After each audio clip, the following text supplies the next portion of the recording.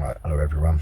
I decided to do a clip that relates to what we experience day to day, and I decided to write it out and read it from my notes so that I don't miss any when I ad lib it. And what I decided to call it was who or what is controlling the what that you experience. Right, so I know that you know, or I guess that most know, what it feels like to be drained around certain individuals. So energy vampires they've been called, and they're real. They just don't have pointy teeth and capes. They look just like you and me, so when you're around these kind of people you feel very jaded, tired afterwards because they drain your energy. Well, imagine that feeling on a collective level of people. So you're in a place where there's a collective level of energy that's just draining like that. A collective level of people, for whatever reason, have been triggered to feel a certain way, and you feel it too. Think of a time when you did something that made you angry. So, I don't know, you were angry with yourself, you cursed yourself, maybe you dropped your phone and cracked the screen, maybe you did something where you were just clumsy and you destroyed something and it made you really angry, you were knee-jerked, you were triggered, you were to the point where, you know, you just wanted to punch yourself repeatedly in the face. Well, I don't believe that when such things happen that it is always totally just random or totally just our doing. Of course, that can happen, but I don't believe that is how it is all the time. I believe that that energetic has been manipulated to occur rather than is just always randomly, spontaneously happening. And I believe that that manipulation has always been this way. So I talked before about how there's an unseen energy, an unseen force that controls things and manipulates certain people to put out narratives that create a certain energetic that collectively we respond to. And generally on the whole that's responding in a very fearful, negative way, which creates a very negative energetic, which I believe something else is feeding off. And we talked about this before. We've talked about it as the Archon, the Anunnaki, the unseen, the Jinn, call it what you like. But many have this understanding that such things could be so. So, where are the so-called controllers? Well, it's funny how that those that seem to control all the narratives are nowhere to be seen. They don't live among us. They don't live among the misery they create. So where are they? What does the where they live or the where they inhabit look like? They have, if you think about, when I say they, I'm talking about at the very bottom of the pecking order. It's those that make decisions for us on a collective international level. So those in positions of so-called power, the government, and those that control everything else that controls everything, right up to the small percentage of so-called elite family bloodlines that have total anonymity. Well, I believe it goes way beyond them. They're just the ones pulling the strings and manipulating in a physical sense. I believe that there's something beyond that that's making that happen, and that is what we refer to as this unseen. They are the controllers that nobody sees amongst us because they don't inhabit the misery they create. Well, such an unseen force is believed to be soulless. So, although they have everything but what we have. Those of us with it still intact, I mean. And of course I'm talking or referring to the soul. So an eternal soul.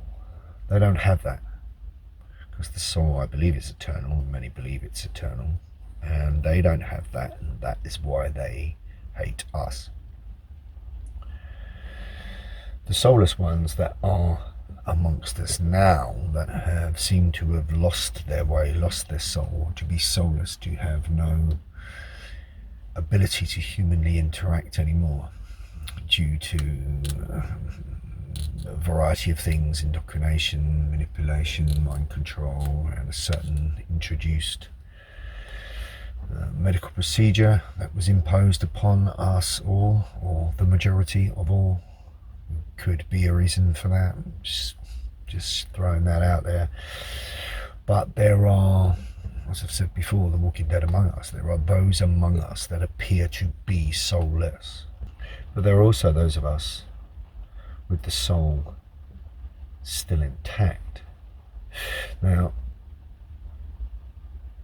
the soulless ones are amongst us all.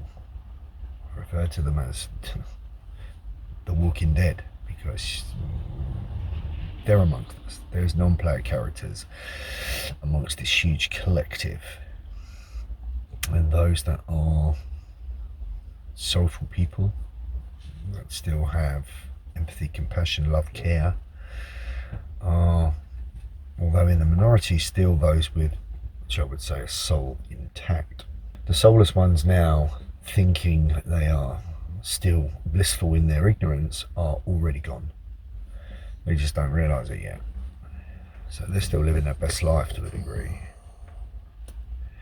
It is clear only those with a soul still intact that even remotely experience any kind of awakening on any level. Why, one might ask? Why us? For with knowing comes suffering. If you're awake and you understand what we really are, and you understand what's really going on, there's suffering. That's hard. It's a hard place to be. So, why us? For those with such knowing comes suffering. Isn't ignorance bliss? But why? Why are we chosen to awaken? Awake. Is it to help others awaken? Well, I believe that time's long since past, but if it is to help others awaken, why? Will it not create more suffering as I am suffering? Why would you wake others to suffer, if indeed you could even do that in the first place? Maybe it's because that is the only way the collective reality can possibly change. If we are a soul battery, reincarnated on a programmed loop each time, wiped of our memories, like the allegory of Westworld suggests, then I know in my sense of knowing that the next time I will not be fooled to go to the false lie. I will choose different, in which case the experience as a human will be over. I will be a Louch battery no more. But where then will this eternal soul go, if indeed it is eternal? That's the ultimate question. But I believe the goal for this unseen, darkened force that controls us and controls the energetic on a collective, and controls the energetic on a collective level, the goal for them is to trap souls here eternally. They have taken many already. The battle here is for soul. That is the core of this spiritual war. Your only objective must be to escape with your soul intact. For if it is eternal, its place must be with the source from where its expression originally sparked. Back with all that is and all that will ever be. The grain of golden sand returning to the golden beach. With ascension to your highest potential of wisdom and intellect, to realize that your power to receive God's experience via your own highest choice. That's what I would choose to manifest once I leave this simulated reality. So think of it as you are a fractal of all that is, a grain of golden sand returning to a golden beach, to be complete with everything that is and ever will be, with the wisdom and knowledge to choose how you experience God through the what you are. That's what I would choose, for sure. Or maybe there is no eternal soul, in which case there is no more being trapped. You will simply cease to be anywhere, in any way cognitive. You will simply be gone, like a terminated program or a deleted file. Well, that eternal nothingness is peace, if nothing else. There's no expression or experience of life lived to the full, but there's no suffering either, just nothing.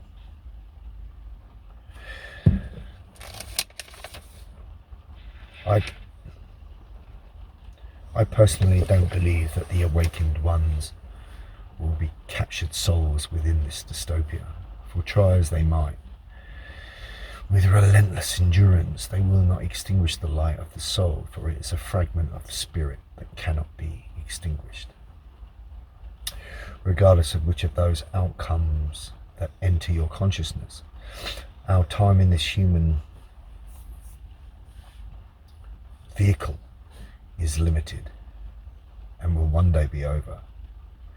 In that time, the relentless program will strive to steal your life force, a term given within such circles of belief is known as Louch.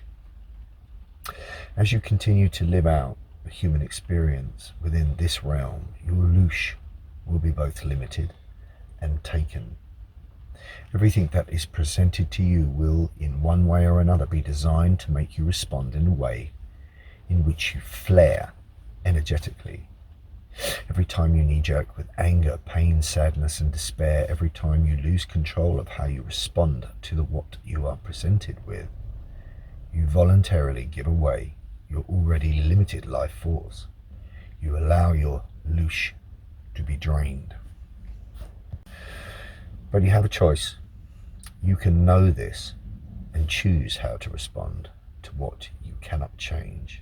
You can't control with entirety the what that comes your way. The what that is happening in this fucking freak show circus. But you can decide how you react and respond to it. The real truth to the saying that we have the power to co-create our own experience within this realm really means that if we tend to the landscape of our own mind, if we self-audit and understand the difference between our own power to think and the constant bombardment of thoughts that are not our own, then we can control how we respond to what we are forced to confront. Our thoughts induce our feelings, which are our life experience within this realm.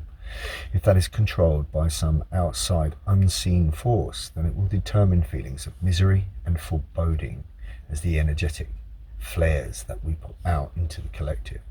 This is the Louch they seek to take as the parasitical entities that they are. So knowing this, truly understanding this, allows us some degree of damage limitation. I believe the soul is eternal and cannot be destroyed, but it can be captured or it can be freed, which is dependent on whether you are thinking with your own autonomy or mindlessly operating within the force-fed thoughts that are not your own. What is for sure is that the human experience that you are currently undertaking within this skin suit of flesh, bone and blood will one day be gone. In that time, the life force or Louch you expel will be limited. Question is, will it be employed on what you want as you see fit, or will you allow it to be stolen as the continued food source for these fucking parasites. You choose what you do with what you're given.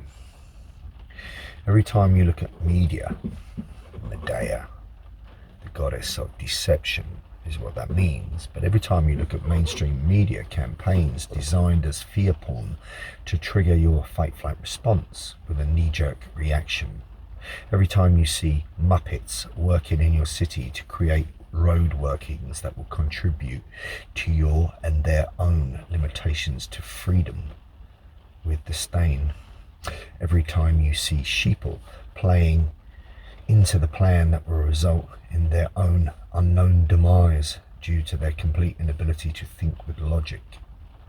Every time you see or look at the black bold print on the newspaper designed as a sigil to play on your subconscious brain, in your subconscious mind, that touts the latest dystopian inverted satanic agenda,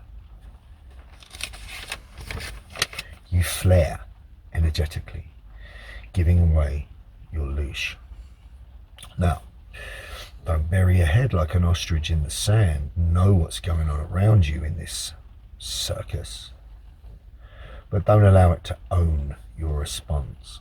You can't individually change any of that bullshit. All you can do is focus on what you can control, no matter how small an endeavor that may be. Put your focus, attention and intention there to create momentum via an accumulative effect on your own destiny. That's you in the driving seat. That's you controlling what you do. That's you using your life force and not allowing your precious life force to be used. Where you place your attention gives life, energy and manifestation to that said thing. Know your enemy. That's how the dark magicians work. So, fuck that. When you change the way you look at things, the things you look at change. You can be a passive victim of circumstance or an active navigator of challenge. It's your choice. It's very difficult to keep at it all the time, to constantly focus on how you respond to what you're presented. It's hard work, but you can do it. So rather than walk into an environment where you see the news line at the head paper and it triggers you, choose not to look at it. Rather than see somebody that irritates you because you know that collectively they are contributing to the sinking of the ship for all, you can choose whether you trigger or not. Every time you do, you are giving away your power. Every time you don't, you are taking an element of it back. So the advice would be just to focus on what you can control, no matter how small that is, and create a momentum, an accumulative effect that allows you to draw your own script rather than follow the script presented mindlessly.